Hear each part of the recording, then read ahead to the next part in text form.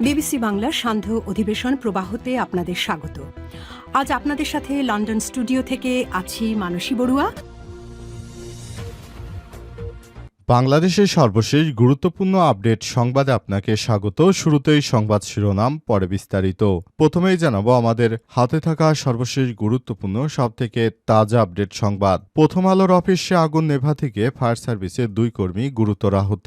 রাজধানীর কারণ বাজারে প্রথম আলোর অফিসে আগুন নেভানোর সময় বিদ্যুৎ স্পৃষ্ট হয়ে ফায়ার সার্ভিসের 2 জন কর্মী গুরুতর আহত হয়েছে। তাদের উদ্ধার করে ঢাকা মেডিকেল কলেজ ঢামেক হাসপাতালে ভর্তি করা হয়েছে। আহতরা হলেন মোহাম্মদ আলমগীর হোসেন 40 ও মোহাম্মদ শফিউল ইসলাম 42। তারা দুইজনই ফায়ার ফাইটার।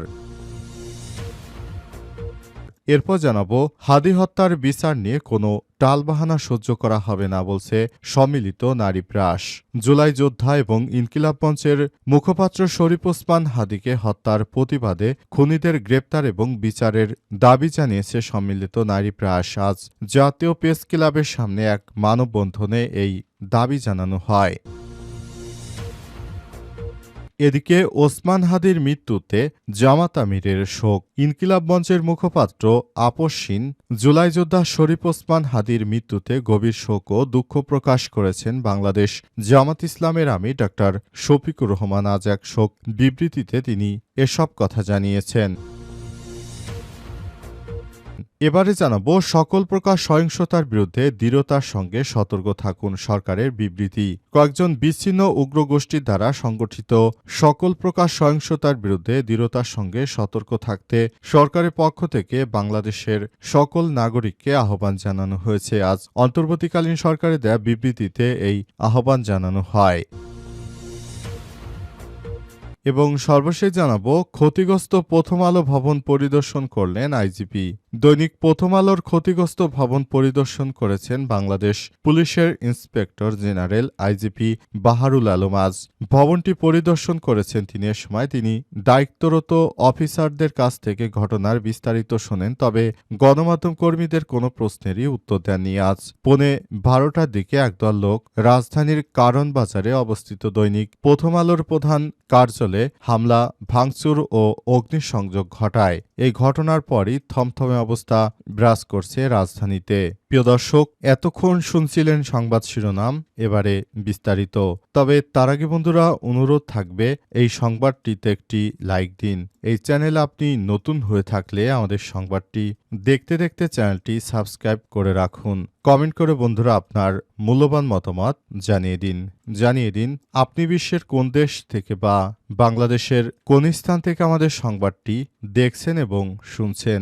আর বন্ধুরা, সংবাদটি আপনার সোশ্যাল মিডিয়া ফেসবুকে শেয়ার করে বন্ধুদেরও দেখার সুযোগ করে দিন। গাজা যুদ্ধে আপনি যদি নিরীহ ফিলিস্তিনিদের ভালোবেসে থাকেন, কমেন্টে ইয়েস লিখে বিশ্ববাসীকে জানিয়ে দিন। এবারে বিস্তারিত। প্রথম আলোর অফিসে আগুন নেভাতে গিয়ে ফায়ার সার্ভিসের 2 কর্মী আহত। রাজধানীর কারণ বাজারে প্রথম আলোর অফিসে আগুন নেভানোর সময় বিদ্যুৎ স্পৃষ্ট হয়ে ফায়ার সার্ভিসের 2 কর্মী গুরুতর আহত হয়েছে। তাদেরকে উদ্ধার করে ঢাকা মেডিকেল কলেজ হাসপাতালে ভর্তি করা হয়েছে। আহতরা হলেন মোহাম্মদ আলমগীর হোসেন 40 ও মোহাম্মদ শফিউল আলম 42। তারা দুইজনই ফায়ার ফাইটার। আজ সকাল 8টার দিকে ঘটনা ঘটে। অচেতন অবস্থায় তাদের 2 জনকে উদ্ধার করে দ্রুত ঢাকা মেডিকেল কলেজ হাসপাতালে জরুরি বিভাগে সকাল 8টার দিকে নিয়ে আসা হয়েছে। সেখানে চিকিৎসকরা তাদেরকে মেডিসিন বিভাগের 602 নম্বর ওয়ার্ডে ভর্তি করেছে। আহতদের নিয়ে আসা fire station commander Mizanur Rahman জানান, আহত 2 জনই মোহাম্মদপুর ফায়ার স্টেশনের ফায়ার ফাইটার। তিনি বলেন, প্রথম আলোর অফিসে আগুন নেভাতে গিয়ে পানি লাইন সংযোগ দেওয়ার সময় হঠাৎই বৈদ্যুতিক শক লাগে। এতে তারা অসুস্থ হয়ে পড়েন। গুরুতর অসুস্থ অবস্থায় তাদেরকে উদ্ধার করে ঢাকা মেডিকেল কলেজ হাসপাতালে নিয়ে আসা হলে ভর্তি করা হয়েছে। ঢাকা মেডিকেল কলেজ হাসপাতালের পুলিশ ক্যাম্পের ইনচার্জ পরিদর্শক ফারুক জানান, আগুন নেভাতে গিয়ে বৈদ্যুতিক শক লেগে আহত 2 ফায়ার ফাইটারকে ঢাকা মেডিকেল কলেজ হাসপাতালে আনা হয়েছে। তাদের হাসপাতালের নতুন ভবনের মেডিসিন বিভাগে 602 নম্বর ওয়ার্ডে ভর্তি করা হয়েছে। হাদি হত্যার বিচার যে কোনো টালবাহানা সহ্য করা হবে না বলছে সম্মিলিত নারী প্রাস। জুলাই যোদ্ধা এবং ইনকিলাব মঞ্চের মুখপাত্র শরীফ ওসমান হাদিকে হত্যার প্রতিবাদে খুনিদের গ্রেপ্তার এবং বিচারের দাবি জানিয়েছে সম্মিলিত নারী প্রাস। শুক্রবার জাতীয় প্রেস ক্লাবের সামনে এক মানববন্ধনে এই দাবি জানানো হয়েছে। এতে সম্মিলিত নারী প্রাসের সভানেত্রী শাহজালাল বিজ্ঞান ও প্রযুক্তি বিশ্ববিদ্যালয়ের অধ্যাপক ড শামীমা তাসনিমের সভাপতিত্ব করেন। এ সময় বক্তব্য রাখেন সম্মিলিত নারী প্রাসের সেক্রেটারি ড ফেরদৌস আরা খানম, সহকারী সেক্রেটারি মহসিনা মমতাজ মারিয়া, সম্মিলিত নারী প্রাসের সদস্য সাংবাদিক লাবিন রহমান, সফটওয়্যার ইঞ্জিনিয়ার নিশাত শারমিন, ঢাকা বিশ্ববিদ্যালয়ের শিক্ষক সাবিনা ইয়াসমিন, জুলাই যোদ্ধা জান্নাতুল নাইম প্রমি, সম্মিলিত নারী প্রাসের সদস্য রায়হানা নাসিম প্রমুখ। বক্তারা জানিয়েছেন ওসমান হাদির হত্যাকাণ্ডের কথা জাতির বিবেককে নাড়িয়ে দিয়েছে, অথচ বিচার প্রক্রিয়া নিয়ে গড়িমসি করা হচ্ছে। যারা ওসমান হাদির এই বিচার নিয়ে গড়িমসি করছে তারা কখনো বাংলাদেশের জনগণের জন্য কোনো ভালো কিছু বয়ে আনতে পারবে না। তারা হচ্ছে একদম জাতির সব থেকে নিকৃষ্ট সন্তান। এরা বাংলাদেশকে কখনোই রিপ্রেজেন্ট করে না। তারা নিজেদের স্বার্থ হাসিল করার জন্য সবসময় ব্যস্ত হয়ে রয়েছে। এদের বিরুদ্ধে আমাদের যে পথ চলা এবং এই পথ চলার মাধ্যমে আমরা সবকিছু তাদেরকে জানিয়ে দিতে চাই, এদেশে ফ্যাসিবাদের আর কোনো জায়গা হবে না।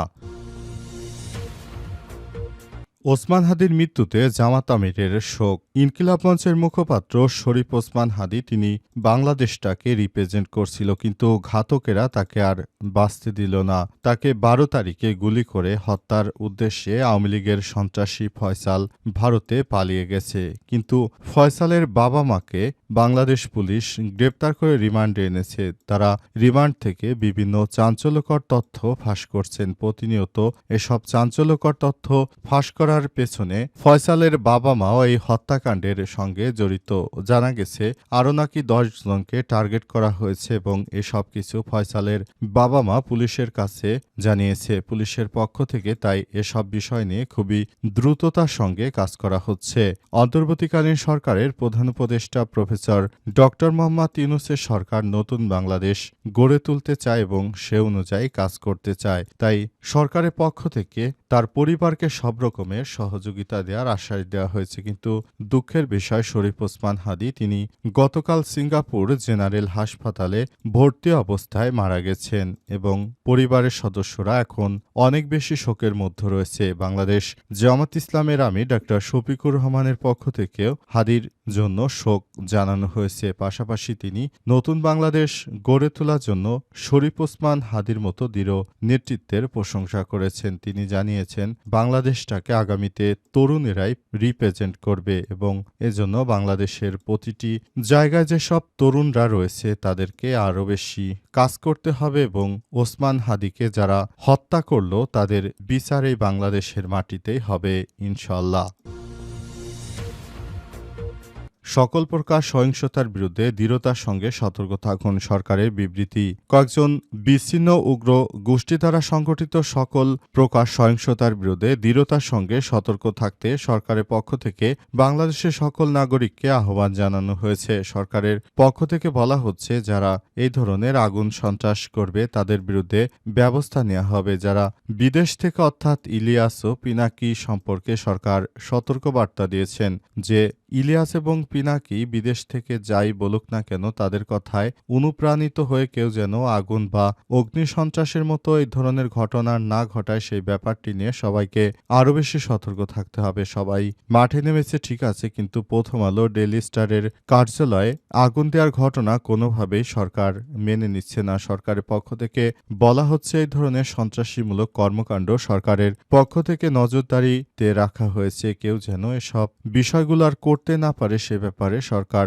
বদ্ধপরিকর। তাই সরকারের পক্ষ থেকে সবাইকে আরও বেশি দৃঢ়ভাবে শক্ত অবস্থানে থাকার জন্য নির্দেশ দেওয়া হয়েছে। কিছু বিচ্ছিন্নতাবাদী ব্যক্তি বাংলাদেশের অভ্যন্তরে নতুন করে এই ধরনের সহিংস পরিস্থিতি তৈরি করতে চায়। তাদের এইসব বিষয় না ভেবে বরঞ্চ দেশটাকে আরও ভালো অবস্থানে নেওয়ার জন্য সবাইকে একযোগে কাজ করতে হবে। কোনো ধরনের বিশৃঙ্খল ঘটনা ঘটানো কোনোভাবেই কাম্য নয়। আমাদের সবাইকে আরও বেশি সতর্ক থাকতে হবে, যাতে করে আমরা বাংলাদেশকে সোনার বাংলায় পরিণত করতে পারি বলে সরকারের পক্ষ থেকে বিষয়টি জানানো হয়েছে। তবে এসব বিষয় নিয়ে সাধারণ জনগণ কী ভাবছে সেসব বিষয়েও জানতে হবে।